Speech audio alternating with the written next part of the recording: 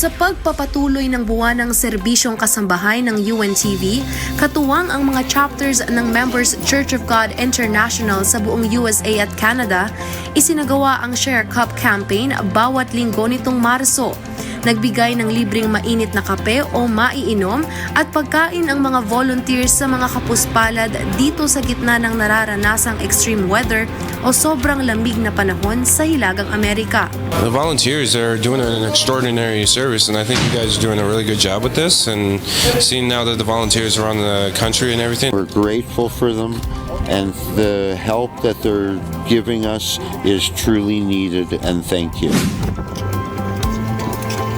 Masaya rin na mahagi ng pantawid gutom sa mga homeless ang mga volunteers ng UNTV at MCGI dito sa Montreal at iba pang bahagi ng Eastern Canada. Ang dating homeless na si Joel kasama na ngayon sa mga tumutulong sa mga kapwa-taong nasa mga lansangan at walang matuluyan.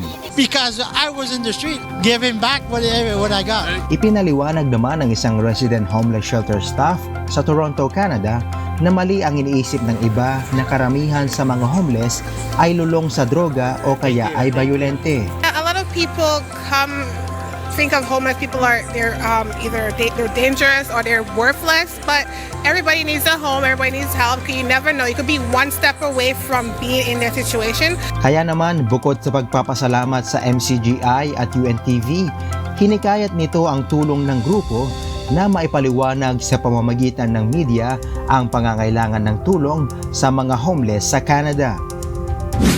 Pagpapasalamat sa Diyos ang bukang bibig ng mga homeless na natulungan sa Share a Cup campaign ng UNTV at MCGI dito sa Amerika.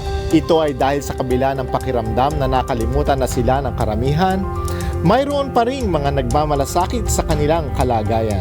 Thank you very much. God bless you. We need this. It's been hard in the streets and everything that we eat and drink. Thank you for listening to our Lord and loving us when it's hard sometimes for us to love ourselves. Thank you, for not giving up the good fight, because we are worth it, and we are here. There's got to be a reason, and we're trying to figure it out too.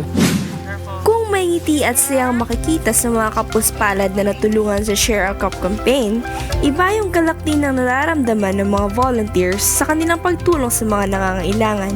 For the long time, it's been a long time, and I thank God for the opportunity to be a part of to feed the homeless here in Orlando, and it's humbling to serve them for the first time. This is our opportunity to open the door of God's work. Sa kabila ng pagiging first world country ng Amerika at Canada, patuloy na tumataas ang bilang ng mga homeless dito, batid na rin sa US at Canadian statistics. Patuloy namang tutugon ng UNTV, katuwang volunteers ng Members Church of God International sa paggawa ng mabuti sa ating mga kapwa-taong nangangailangan. Mula dito sa Baltimore, Maryland, Lea Panganiban. Mula naman dito sa Chicago, USA, Chris De Leon. Mula dito sa Regina, Canada, May Mendoza. Mula naman dito sa Montreal, Canada, Crestor Fugaban. UNTV News and Rescue.